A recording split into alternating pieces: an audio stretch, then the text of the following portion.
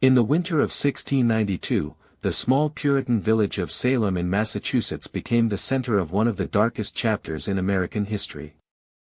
It started with two young girls, Betty Paris and Abigail Williams, who began having violent fits, screaming in pain, and speaking in strange voices. Their doctor, unable to find any medical explanation, told the frightened parents that it must be the work of the devil. In a world where people truly believed in witches and evil spirits, that diagnosis spread fear like fire. Soon, 3 women were accused. Tituba, a slave from the Caribbean who told fortune-telling stories, Sarah Good, a homeless beggar, and Sarah Osborne, an elderly sick woman. Under pressure, Tituba confessed and named others. And that was all it took. Once the accusations began, they never stopped. What started as panic quickly turned into something far more dangerous.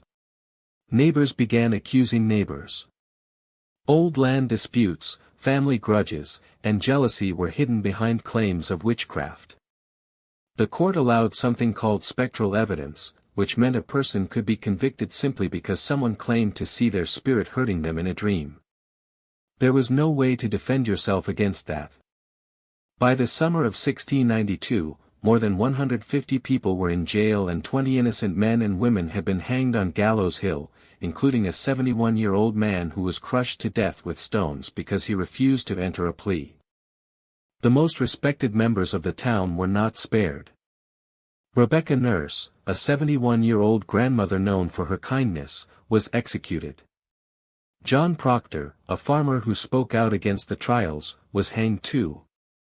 The entire town was tearing itself apart in the name of God.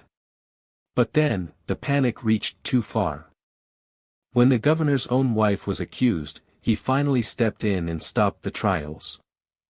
In 1693, the court was declared illegal and the remaining prisoners were released. Years later, the colony apologized and paid compensation to the families of the victims. To this day, historians still debate what really caused the Salem witch trials. Was it mass hysteria? Was it a fungus called ergot in the bread that caused hallucinations? Or was it simply fear, religion, and politics mixed together in a perfect storm? What we do know is this. Salem was never really about witches. It was about what happens when fear replaces reason. When we stop asking questions and start pointing fingers. Today we don't burn people at the stake, but we still see the same patterns. Cancel culture, online witch hunts, panic over new ideas. The story of Salem is a warning that is still relevant 300 years later. If you found this story disturbing but important, subscribe to Dark Chronicle for more real stories from history that the world tried to forget. And tell me in the comments, do you think the people of Salem were evil, or were they just terrified? I'll see you in the next episode.